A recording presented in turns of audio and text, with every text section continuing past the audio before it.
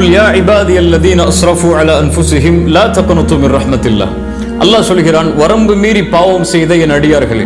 அல்லாஹ் வரம்பு மீறி பாவம் செய்தாலும் அவர்களையும் தன் அடியானாகத்தான் அழைக்கிறான். லா தக்னது மிர் ரஹ்மத்தில்லாஹ்.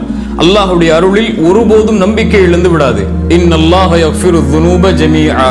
அல்லாஹ் எல்லா பாவங்களையும் நிச்சயமாக மன்னிப்பான். பாவம் செய்து விட்டேனே அல்லாஹ் மன்னிப்பானா என்ற நினைவு உன்னுடைய உள்ளத்தில் ஒருபோதும் வரக்கூடாது. ஷிர்க், இணை வைக்கக்கூடிய பாவம் தான்.